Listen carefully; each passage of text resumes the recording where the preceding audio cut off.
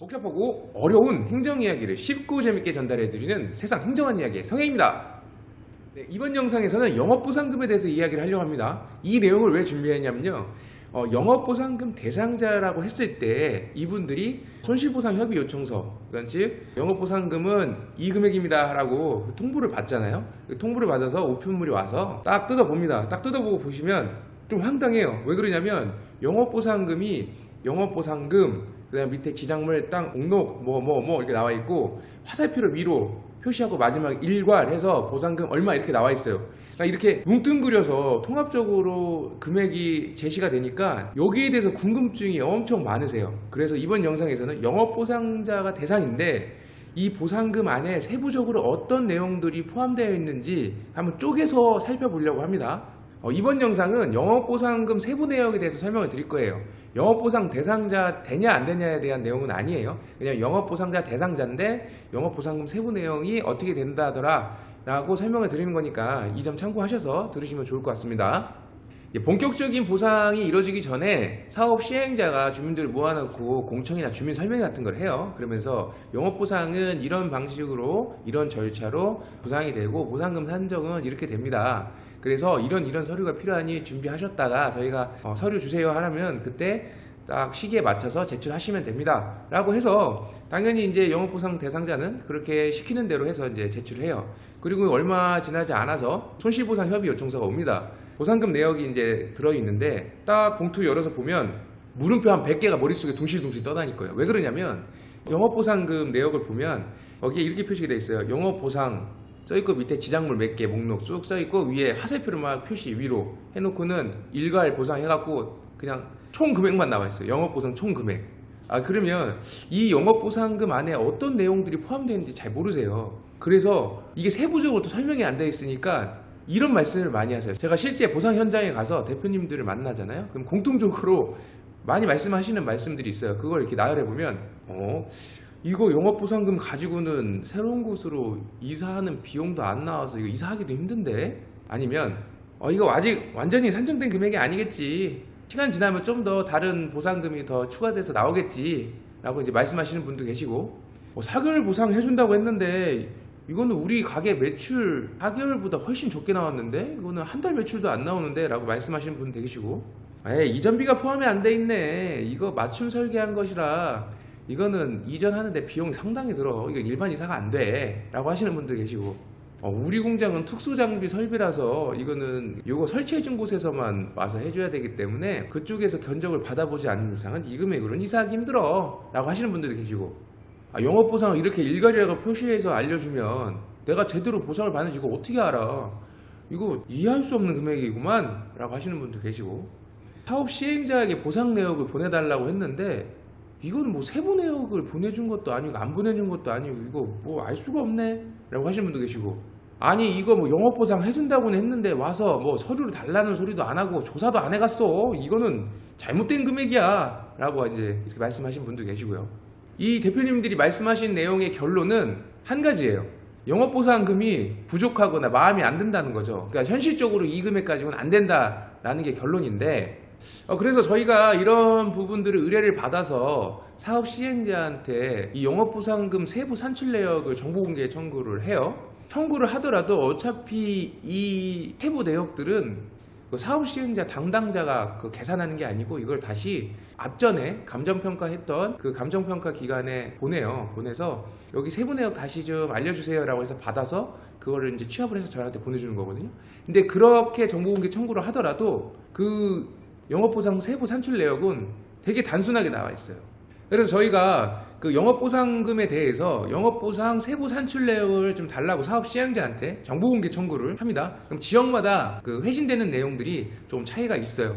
있는데 이제 공통적으로 좀 있는 부분이 뭐냐면, 크게 어떻게 구분하냐면요, 휴업기간 동안의 영업이익, 그 다음에 영업이익 감소액, 이전비 하나 더 넣는다면 부대비용, 이렇게 해갖고 이렇게 뭉뚱그려서 4개 정도로 구분해서 보내주거든요. 그 영업보상금 손실보상 협의 요청서를 보낸 금액이 합한 금액이 돼요. 근데 이것만 봐도 잘 몰라요. 이게 제대로 된 건지 안 된 건지 잘 알 수가 없어요. 그래서 대도적으로 영업보상금 안에는 어떤 내용들을 담고 있는지에 대해서 설명을 드릴 테니까 이 설명을 듣고 정확하진 않지만 나를 한번 진단해 보세요. 그래서 이 영업보상금이 제대로 된 금액인지 좀 부족한 금액인지 판단하실 수 있을 겁니다. 그러면 내용을 한번 살펴보겠습니다. 네, 영업보상금 안에는 5개 룸이 있습니다. 이 5개 룸을 한번 제가 쭉 나열해 볼게요. 첫 번째는 영업이익, 그다음 두 번째는 영업이익의 감소액, 그리고 세 번째는 고정비용, 네 번째는 이전비, 다섯 번째는 부대비용 해서 이렇게 방이 5개가 나눠져 있는데 요거를 이제 세부적으로 살펴볼게요. 자, 먼저 영업이익입니다. 영업이익은 공익사업을 해서 이사를 가야 되잖아요. 그 이사를 가면 당연히 휴업을 해야 되는데 그 휴업 기간 동안에 일을 못하니 그 보상을 해주는 거예요. 그럼 이 금액은 어떻게 산정이 되냐면 이제 3년 매출을 평균을 내요. 3년 기간 동안. 그리고 4개월을 보상을 해줍니다. 그런데 무조건 4개월로 고정된 건 아니에요. 업종의 이제 고유의 특성상 휴업 기간이 4개월 이상 소요된다라고 인정을 받으면 4개월 이상도 가능하고요. 그리고 또 4개월 안 되는 경우도 있습니다. 보통은 이제 4개월을 보상을 해주는데 4개월 이상을 받으려면 상당히 객관적인 데이터로 이 업종은 4개월 이상 어떤 이유로 소요가 됩니다. 그래서 4개월 이상 해주셔야 됩니다. 해서 인정을 받으셔야 4개월 이상이 되는 겁니다. 또 이런 걱정을 하시는 분들이 계세요. 영업이익 계산할 때 보통 세무 관련 서류를 봐요. 이제 회계장부를 보고 할 텐데 우리가 코로나 시국 때 너무 매출이 안 나와서 손실이 엄청 크다. 다 손실로 잡혀 있다. 라고 이걸 혹시 영업보상에 포함시키면 우리는 제대로 보상을 못 받는다. 라고 하셔서 걱정하시는 분들이 있는데 이게 어떤 특별한 이유나 사정이 있는 회계연도는 또 기피할 수 있으니까 그 부분을 참고하시면 될 것 같고요. 자, 그리고 영업이익의 중요한 내용 한 가지가 있는데요. 그게 뭐냐면 영업이익 최저 한도액 보장이라는 게 있어요. 그게 무슨 소리냐면 장사가 잘 되고 열심히 하셔서 매출이 높고 영업이익이 높으세요. 그러면 그 높은 대로 영업이익이 계산이 돼서 나오겠죠. 그런데 그러지 못한 대표님들이 있죠. 이제 좀 영세하고 장사가 좀 안 됐어요. 그래서 영업이익이 낮아요. 그럼 낮은 금액대로 영업이익을 산정해서 보상해 주는 게 아니고 요 정도 이하는 내가 요 정도 선까지 보상해 주겠다는 내용이거든요. 그럼 요 정도 얼마냐?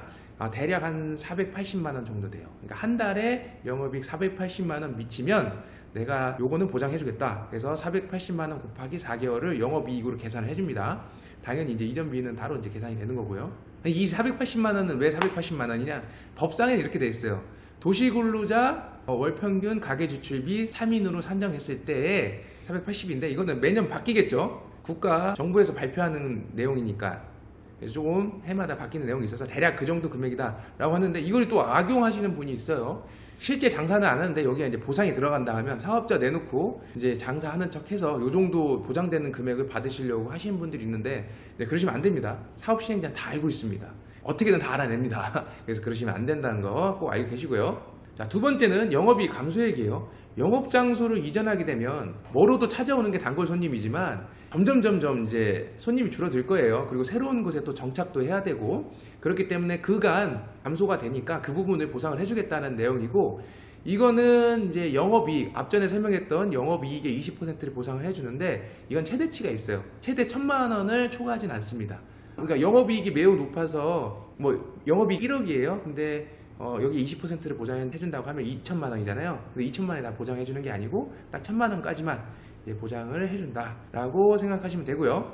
자, 세 번째는 고정비용. 이 고정비용은 이제 휴업 기간에도 이게 지출되는 비용들이 있잖아요. 뭐 아무리 휴업 기간이라고 해도 이사 준비해도 뭐 청소하고 해야 되니까 사람을 불러다 써야 되잖아요. 뭐 다는 아니라도 뭐 직원이 5명에 5명 다 나올 필요 없고 뭐 2-3명 핵심 인원만 와서 같이 이사 준비하고 뭐 이전 준비합시다 라고 하면 어차피 인건비는 들 거죠. 그 휴업 기간에 들어가는 인건비 그리고 뭐 내가 주기적으로 어떤 마케팅이나 홍보 비용으로 돈을 계속 지출을 하고 있어요. 또 휴업 기간이라고 해서 멈출 수는 없잖아요. 새로운 가세도 그걸 계속 홍보를 해야 되니까 뭐 그런 비용, 재세공과금, 뭐 임차료 이런 부분들이 이제 고정 비용으로 생각하면 됩니다. 자, 네 번째는 이전비입니다. 이전비는 단순 인사비는 아니고요.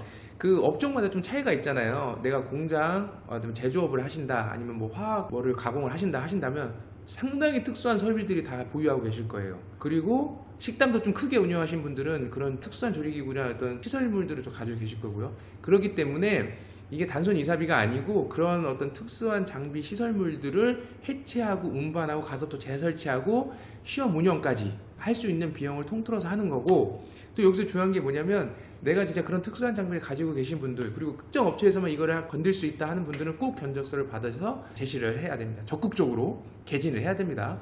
그래야지 이제 보상금이 방어가 됩니다.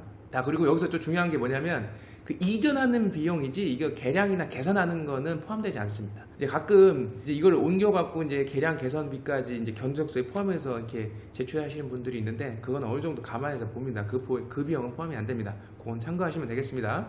자, 세부 내용을 쭉 살펴봤잖아요. 이게 느끼신 게 뭐가 있어요?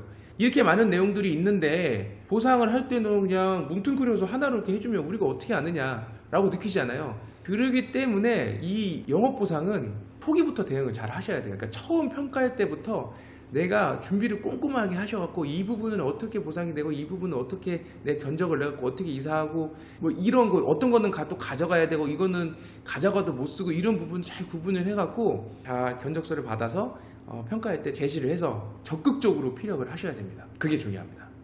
네, 제가 준비한 내용은 여기까지고요. 다음엔 가치를 업, 행복을 업, 그리고 어깨를 들썩들썩 할 수 있는 유익한 정보를 준비해서 찾아뵙겠습니다. 시청해 주셔서 감사합니다.